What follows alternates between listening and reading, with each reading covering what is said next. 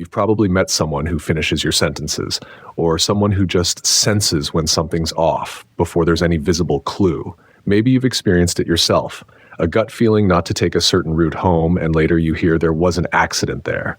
These moments seem strange, even impossible, but they happen more often than you think, and science is starting to take them seriously. Some researchers believe we all have a basic biological ability to sense the future, just a little bit. It's not magic, and it's not superstition. It's called presentiment.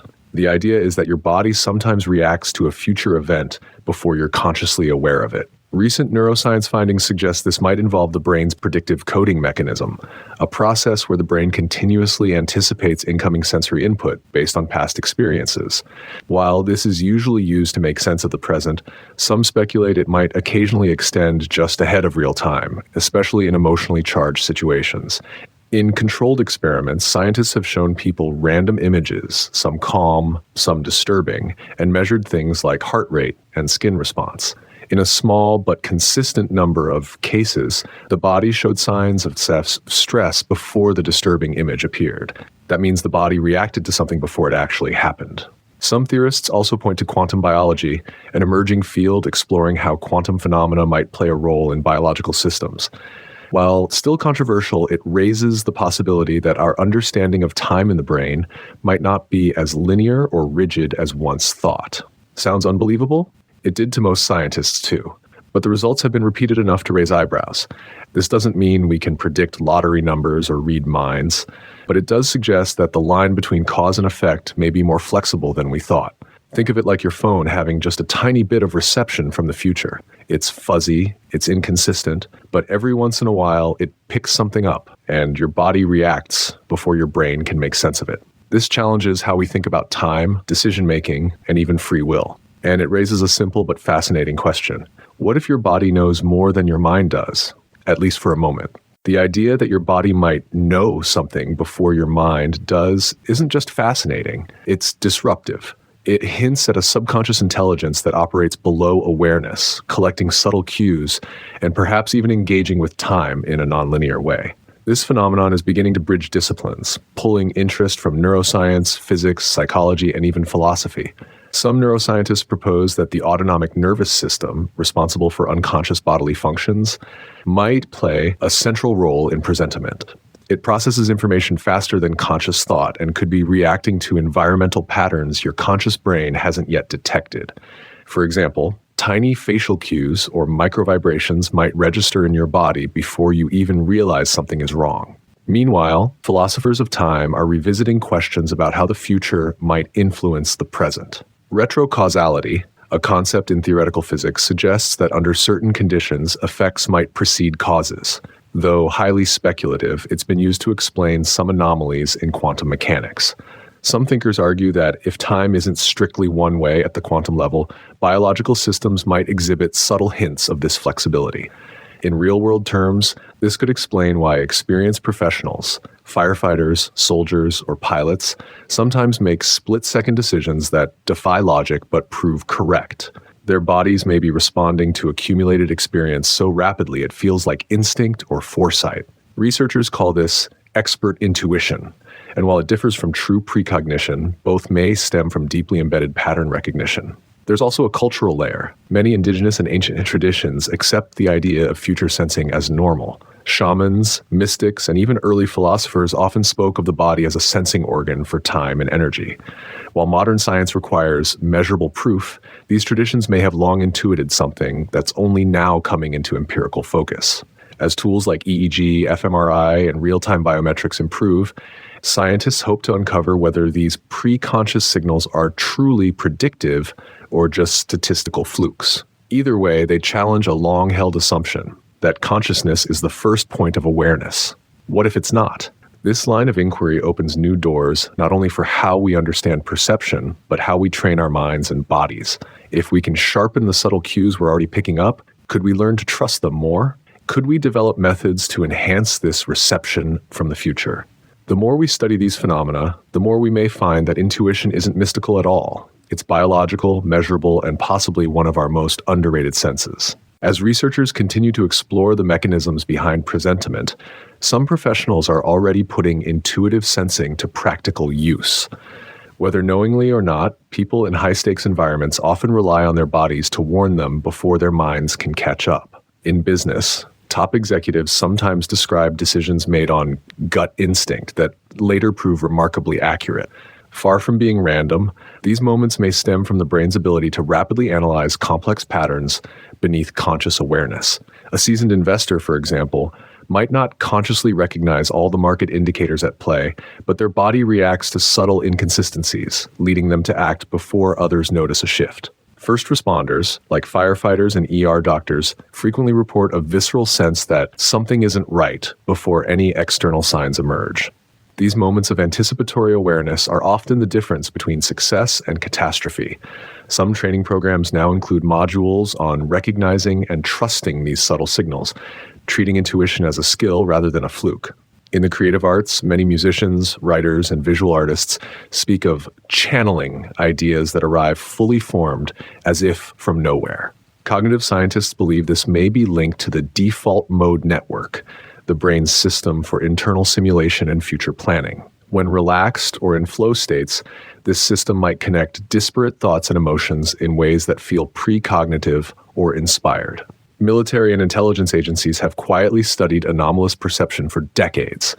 Declassified documents from programs like the U.S. government's Project Stargate explored remote viewing and other psi-related phenomena. While most findings remain inconclusive or controversial, they reflect a long-standing institutional curiosity about human perception beyond the five senses.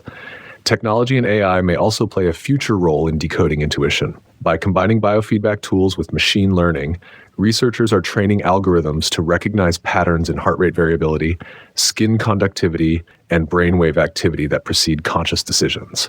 The hope is to create systems that alert users to intuitive cues they might otherwise ignore, essentially amplifying the body's quiet signals. There's even growing interest in personal development and mindfulness practices. Techniques like meditation, somatic awareness, and breath work help people tune in to subtle bodily sensations. Practitioners often report heightened sensitivity to people, places, and events, as if the noise of everyday thought had been dialed down, allowing something quieter but wiser to be heard. The question no longer seems to be whether these sensations exist, but how we can harness them more reliably. What if training your intuition was like training a muscle, something that strengthens with attention, use, and trust? As science continues to probe the edges of perception, one thing is becoming clear. The boundary between the rational and the intuitive may be far thinner and far more dynamic than we've assumed. If presentiment and intuitive sensing are real, however subtle, then the implications are profound. We're not just passive observers of reality, reacting to what unfolds moment by moment. We may, in fact, be participating in a richer temporal tapestry, one where the body whispers about what lies ahead before the mind fully wakes up to it. Future research is likely to dive deeper into the neurobiology of anticipation. Scientists are already investigating whether specific brain regions, like the insula, which monitors internal bodily states, are more active just before these intuitive moments. With better real-time imaging and biometric tracking, we may soon see clear physiological signatures of presentiment emerging across larger populations. Education and training could also evolve. Imagine teaching students not just logic and reasoning, but how to cultivate intuitive awareness. Courses in embodied cognition and emotional intelligence may begin to include modules on interoception, the sense of the body's internal state, which appears tightly linked to intuitive decision-making. Wearable technology is beginning to sync with this idea.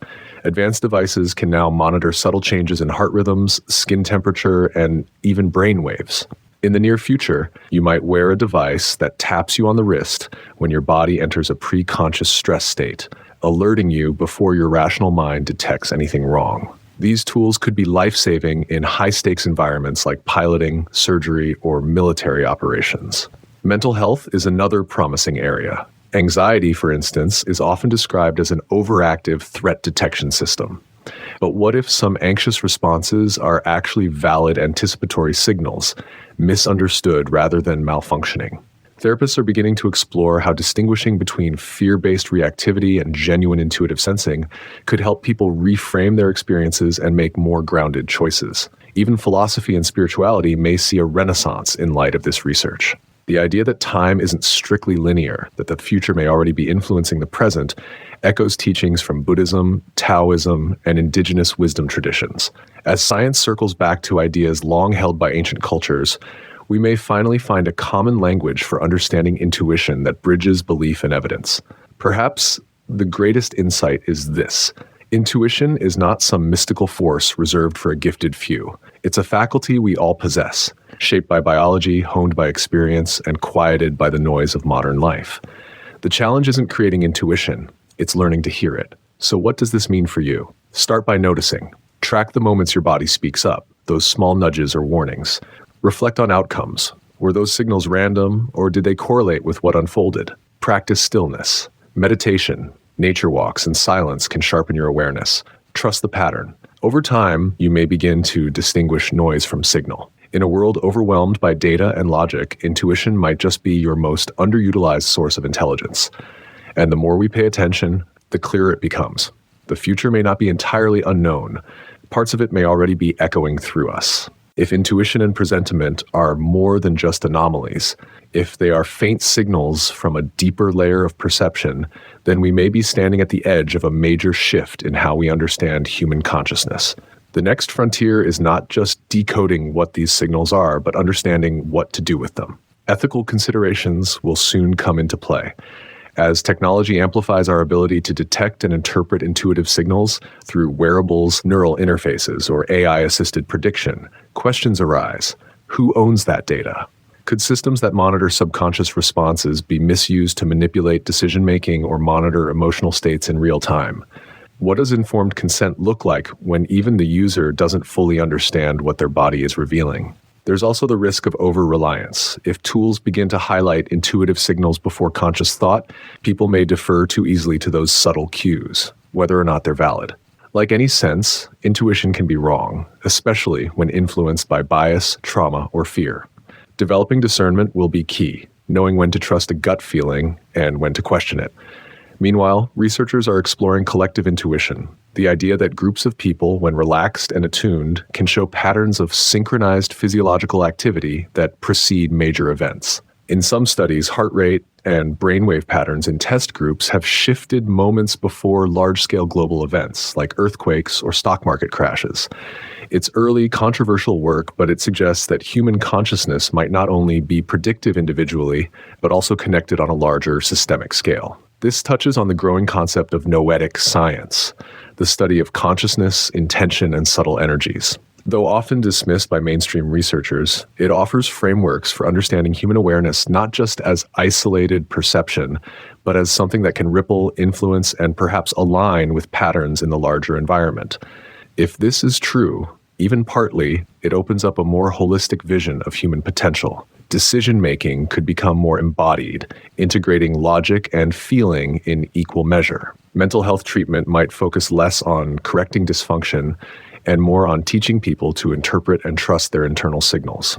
Leadership and innovation could come from a deeper place, not just intellect, but insight tuned to emerging possibilities. Human-AI collaboration might evolve toward intuitive augmentation, with machines helping us interpret what our own nervous systems already sense. Ultimately, the growing research into presentiment and intuitive awareness invites us to reconsider an old assumption that knowing comes only from outside in, through facts, data, and observation. What if some knowing also flows from the inside out, whispering before the world shouts?